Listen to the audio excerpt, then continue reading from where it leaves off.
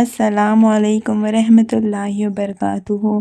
انسان کی فطرت میں خوشی اور غم دونوں شامل ہیں۔ جب زندگی آسان ہو تو چہرہ کھل اٹھتا ہے، لیکن جب مصیبت آتی ہے تو دل بیٹھ جاتا ہے۔ غم انسان کو کمزور بناتا ہے اور امید توڑ سکتا ہے، اور کبھی کبھی ایمان کو ہلا بھی سکتا ہے۔ لیکن قرآن پاک ہمیں بتاتا ہے کہ غم کا علاج موجود ہے، اور وہ علاج ہے اللہ کی یاد کرنا، اس پر بھروسہ کرنا اور اس کے پیغام کو دل میں اتارنا۔ اللہ تعالیٰ نے قرآن میں کئی بار اپنے بندوں کو یہ کہا، لا تحزن، یعنی کہ غم نہ کرو۔ یہ صرف ایک لفظ نہیں بلکہ دل کو سکون دینے والا الہی مرہم ہے۔ حضرت مریم علیہ السلام اسلامی اتہاس کی وہ پاک دامن عورت ہے جن کا ذکر اللہ نے قرآن میں کئی بار کیا ہے۔ وہ بچپن سے ہی عبادت اور پاکیزگی کی مثال تھی، لیکن ایک دن اللہ نے انہیں ایک بڑی اور مشکل آزمائش میں ڈالا، بغیر شوہر کے ایک بیٹے کو ماں بننے کی۔ جب جبریل علیہ السلام نے مریم علیہ السلام کو بتایا کہ انہیں ایک بیٹا ملے گا جو نبی ہوگا، وہ حیران بھی ہوئی اور ڈر بھی گئی۔ عورت ہونے کے ناطے انہیں سماج کی نظروں کا ڈر تھا۔ پھر جب وقت آیا تو وہ ایک سنسان جگہ پر چلی گئی۔ درد ذہن نے انہیں کھجور کے سوکھے تنے کے نیچے بیٹھا دیا۔ اس وقت ان کے لفظ قرآن میں درج ہے۔ وہ کہتی ہے، کاش میں اس سے پہلے مر گئی ہوتی اور بھلا دی گئی ہوتی، کیونکہ وہ ڈر اور درد سے اس قدر پریشان تھی کہ مرنے کی تمنا کر بیٹھی۔ ایسے وقت میں اللہ نے جبریل علیہ السلام کو بھیجا، جنہوں نے کہا، غم نہ کرو، تمہارے رب نے تمہارے نیچے ایک نہر بہا دی ہے، اور کھجور کے تنے کو ہلاؤ، تازہ کھجور تمہارے اوپر گرے گی۔ اور دوستو، اس میں 3 باتیں چھپی ہوئی ہے۔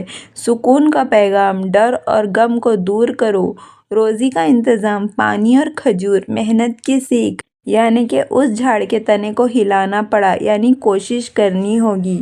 یہ ہماری آج کی عورتوں کے لیے سبق ہے۔ مصیبت میں اللہ پر بھروسہ رکھو، محنت کرو، پھر نتیجہ اللہ پر چھوڑو۔ اللہ اپنے نیک بندوں کو اکیلا نہیں چھوڑتا۔ حضرت موسیٰ علیہ السلام کا زمانہ مصر کا وہ دور تھا جب فرعون اپنی طاقت اور ظلم کے چرم پر تھا۔ اس نے اعلان کیا تھا کہ بنی اسرائیل کے ہر نوجوان لڑکے کو قتل کر دیا جائے گا۔ یہ حکم ایک ماں کے لیے کتنا ڈراؤنا ہوگا، اس کا اندازہ لگانا مشکل نہیں۔ موسیٰ علیہ السلام کے پیدا ہونے پر ان کی ماں کا دل خوشی سے بھر گیا، لیکن اسی وقت ایک گہری چنتا بھی آ گئی۔ فرعون کے لوگ اگر جان گئے تو میرے بیٹے کو مار ڈالیں گے۔ اللہ تعالیٰ نے اسی وقت ان کے والدہ کے دل میں وحی ڈالی، اسے دودھ پلاؤ، اور جب تمہیں ڈر لگے تو اسے دریا میں ڈال دینا۔ غم مت کرو اور مت ڈرنا، ہم اسے تمہاری طرف لوٹائیں گے اور اسے اپنے رسولوں میں بنائیں گے۔ دوستو، ذرا سوچئے، ایک ماں کو اپنے معصوم بچے کو ایک ٹوکری میں ڈال کر بہتے ہوئے دریا میں چھوڑنا ہے۔ یہ دل توڑ دینے والا کام ہے، لیکن اللہ نے ان کے دل کو سکون دیا۔ مت ڈرو، فرعون کا ظلم اس تک نہیں پہنچے گا۔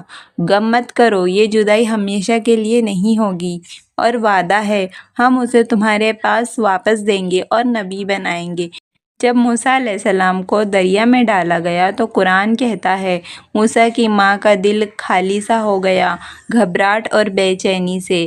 اگر ہم اس کے دل کو مضبوط نہ کرتے تو وہ، یعنی یہ اللہ ہی تھا جس نے اس کے دل کو تھامے رکھا اور انہیں ہمت دی۔ اللہ نے پھر ایسی تدبیر بنائی کہ ٹوکری بہتے بہتے فرعون کے محل میں پہنچ گئی۔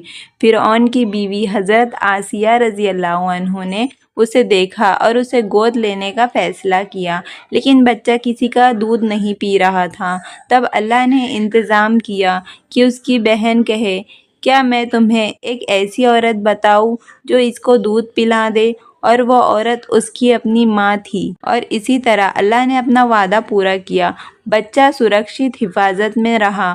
ہمارے آج کے لیے یہ سبق ہے کہ اللہ کا وعدہ پکا ہے، چاہے حالات کتنے بھی مشکل ہو۔ مصیبت میں غم اور ڈر سے اوپر اٹھ کر اللہ پر بھروسہ رکھنا چاہیے۔ کبھی کبھی اللہ کی مدد ایسے راستوں سے آتی ہے جہاں سے انسان سوچ بھی نہیں سکتا۔